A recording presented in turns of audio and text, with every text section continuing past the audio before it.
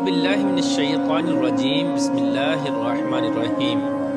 اللہ تبارک و تعالیٰ کے نام سے شروع جو بڑا مہربان اور نہایت رحم کرنے والا ہے۔ ایک ایسی قوم جس پر اللہ تبارک و تعالیٰ نے اپنا دردناک عذاب نازل فرمایا اور اس قوم کے تمام لوگوں کو بندر بنا دیا۔ اس قوم کے لوگ کون سا ایسا گناہ کرتے تھے جس کی وجہ سے اللہ تبارک و تعالیٰ نے ان پر دردناک عذاب نازل فرمایا، اور یہ لوگ بندر بننے کے بعد کتنی دیر زندہ رہے اور پھر ان کو کس قدر دردناک موت آئی۔ جب یہ لوگ بندر بن گئے تو یہ لوگ اپنے عزیز و اقارب کو دیکھ کر ان سے کیا کہتے تھے، اور کیا آج کے دور میں پائے جانے والے بندر اسی قوم کی نسل میں سے ہیں؟ ان تمام تر سوالات کے جوابات قرآن و حدیث کی روشنی میں آج کی اس ویڈیو میں ہم آپ کو بتائیں گے، لہٰذا آپ سے گزارش ہے کہ ہماری اس ویڈیو کو اینڈ تک ضرور دیکھیے گا۔ انسانوں کے بندر بننے کی ابتدا حضرت داؤد علیہ السلام کے دور سے ہوئی۔ اس واقعے کا پس منظر کچھ یوں ہے۔ حضرت داؤد علیہ السلام اور ان کی قوم سمندر کے کنارے ایلا نامی قوم میں رہتے تھے، اور ان کی تعداد 70,000 کے قریب تھی۔ یہ قوم بڑی ہی خوشحال تھی اور اللہ تبارک و تعالیٰ کی فرما بردار قوم تھی۔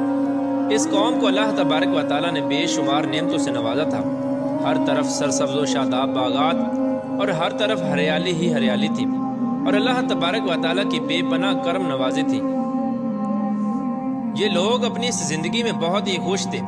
حضرت داؤد علیہ السلام کی قوم چونکہ سمندر کے کنارے رہتی تھی تو اللہ تبارک و تعالیٰ کا ان پر یہ خاص کرم تھا کہ سمندر کے اس کنارے پر بے پناہ مچھلیاں آتی تھیں جن کا یہ لوگ کاروبار کرتے تھے اور بہت ہی خوشحالی والی زندگی گزارتے تھے۔ جب یہ قوم اللہ تبارک و تعالیٰ کی نعمتوں کی وجہ سے خوشحال ہو گئی تو اللہ تبارک و تعالیٰ کی نافرمانی پر اتر آئی اور طرح طرح کے گناہوں کے اندر مبتلا ہو گئی۔ اور پھر ایک دن اللہ تبارک و تعالیٰ نے اس قوم کا امتحان لینے کا ارادہ کیا اور حضرت داؤد علیہ السلام کو وحی بھیجی کہ اپنی قوم سے کہہ دیں کہ وہ سنیچر کے دن یعنی ہفتے والے دن مچھلی کا شکار کرنا بند کر دیں۔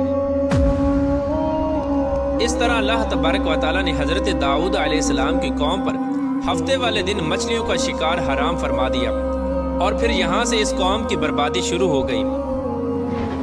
حضرت داؤد علیہ السلام نے اپنی قوم کو بتایا کہ اللہ تبارک و تعالیٰ نے ہفتے والے دن مچھلیوں کے شکار کو حرام قرار دے دیا ہے، تو وہ لوگ بہت ہی زیادہ پریشان ہو گئے اور ساری قوم سر جوڑ کر بیٹھ گئی، کیونکہ ہفتے کا دن ہی وہ دن تھا جس میں مچھلیاں وافر مقدار میں آتی تھیں اور خود بخود کنارے پر آ جاتی تھیں، اور باقی دن ایسے تھے کہ بہت کم اور نہ ہونے کے برابر مچھلیاں پکڑی جاتی تھیں۔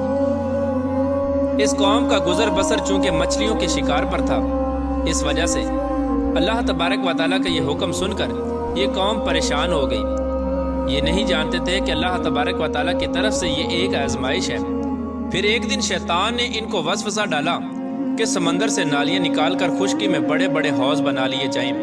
جب ہفتے والے دن مچھلیاں آئیں گی تو وہ نالیوں سے ہو کر ان بڑے بڑے حوضوں میں آ جائیں گی، اور اس طرح پھر ان نالیوں کا منہ بند کر دیا جائے، اور پھر اگلے دن یعنی اتوار والے دن ان کو پکڑ لیا جائے۔ شیطان نے اس قوم کے لوگوں کو ورگلایا کہ اس طرح ہم ہفتے والے دن شکار سے بھی بچ جائیں گے اور مچھلیاں بھی ہاتھ آ جائیں گی اور وہ بھی پکڑی جائیں گی۔ بہت سے لوگوں کو یہ ہلا بازی اچھی لگی اور انہوں نے ایسا کرنا شروع کر دیا، اور سمندر سے چھوٹی چھوٹی نالیاں نکال کر بڑے بڑے حوضوں میں ڈال دی، جس کے ذریعے وافر مقدار میں مچھلیاں ان حوضوں میں داخل ہو جاتی۔ اس قوم کے بدبخت لوگوں کو شیطان کا یہ ہیلا بہت پسند آیا، لیکن اس قوم نے یہ نہ سوچا کہ جب مچھلیاں سمندر سے حوض میں آ کر قید ہو گئی تو پھر مچھلیوں کا شکار ہی ہو گیا۔ اس لیے یہ شکار بھی ہفتے والے دن ہی قرار پایا جو اللہ تبارک و تعالیٰ نے حرام قرار دیا تھا۔ اس موقع پر یہودیوں کے 3 گروہ ہو گئے۔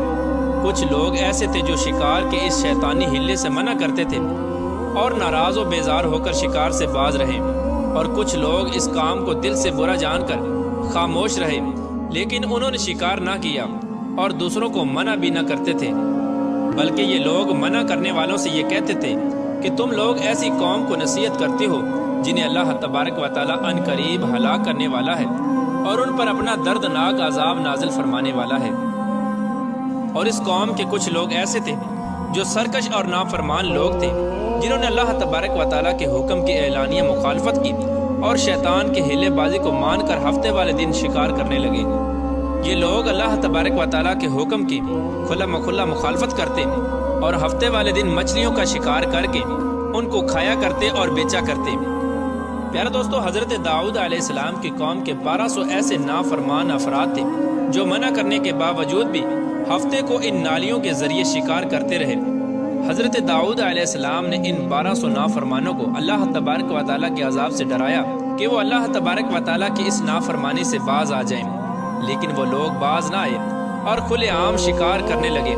چنانچہ وہ لوگ جو اس بات کو برا جانتے تھے، ان لوگوں نے اپنے اور ان نافرمانوں کے درمیان ایک دیوار کھڑی کر دی، جس کی ایک طرف وہ 1200 نافرمان رہتے تھے اور دوسری طرف وہ لوگ تھے جو شکار سے باز رہے۔ حضرت داؤد علیہ السلام نے اپنی اس قوم کے نافرمانوں کو بارہا سمجھایا، لیکن یہ لوگ اپنی نافرمانی سے باز نہ آئے اور اسی طرح اللہ تبارک و تعالیٰ کی نافرمانی کرتے رہے اور شکار کرتے رہے۔ پھر ایک دن حضرت داؤد علیہ السلام نے غضبناک ہو کر شکار کرنے والوں پر لعنت فرما دی۔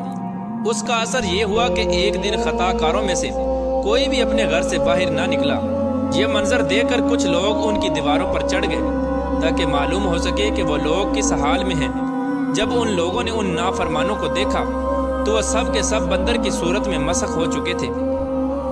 اللہ تبارک و تعالیٰ نے ان کی نافرمانی کی وجہ سے ان پر اپنا دردناک عذاب نازل فرمایا اور ان کو انسانوں سے بندر بنا دیا۔ جب لوگ ان مجرموں کا دروازہ کھول کر ان کے گھر میں داخل ہوئے تو وہ بندر اپنے رشتہ داروں کو پہچانتے تھے اور ان کے پاس آ کر ان کے کپڑوں کو سونگھتے تھے اور زاروں کی طرح روتے تھے، لیکن وہ کچھ بول نہ سکتے تھے۔ اللہ تبارک و تعالیٰ کے ان نافرمان بندر بن جانے والے لوگوں کی تعداد 12,000 تھی۔ ان 12,000 لوگوں نے اللہ تبارک و تعالیٰ کی نافرمانی کی اور اللہ تبارک و تعالیٰ نے ان کو بندر بنا دیا، جس طرح کہ اللہ تبارک و تعالیٰ سورہ بقرہ میں ارشاد فرماتا ہے، اور بے شک ضرور تمہیں معلوم ہے تم میں کہ وہ جنہوں نے ہفتے میں سرکشی کی تو ہم نے ان سے فرمایا کہ ہو جاؤ بندر دھتکارے ہوئے۔ اس طرح حضرت داؤد علیہ السلام کی قوم کے 12,000 نافرمان بندر بن گئے۔ یہ لوگ 3 دن تک زندہ رہے اور اس دوران یہ کچھ نہ کھا سکتے تھے اور نہ ہی پی سکتے تھے، بلکہ یوں ہی بھوکے پیاسے سب کے سب ہلاک ہو گئے اور 3 دن کے اندر سب کے سب مارے گئے۔ اور وہ لوگ جو ان نافرمانوں کو اللہ تبارک و تعالیٰ کی اس نافرمانی سے منع کرتے تھے، اللہ تبارک و تعالیٰ نے ان کو اس عذاب سے سلامت رکھا، اور وہ لوگ جو اس شکار کو برا جان کر خاموش رہتے تھے، اللہ تبارک و تعالیٰ نے ان کو بھی اس عذاب سے سلامت رکھا۔ پیارے دوستو، اب بات کرتے ہیں کہ آج کے دور کے بندروں میں سے کیا کوئی بندر ان کی نسل میں سے بھی موجود ہے، یا آج کے دور میں پائے جانے والے بندر انہی بندروں کی نسل میں سے ہیں؟ اس کے متعلق روایات میں آتا ہے کہ حضرت عبداللہ بن مسعود رضی اللہ تعالیٰ عنہ سے روایت ہے کہ حضور پاک صلی اللہ تعالیٰ علیہ وآلہ وسلم سے کسی نے سوال کیا کہ آج کے بندر کیا حضرت داؤد علیہ السلام کی قوم سے ہیں؟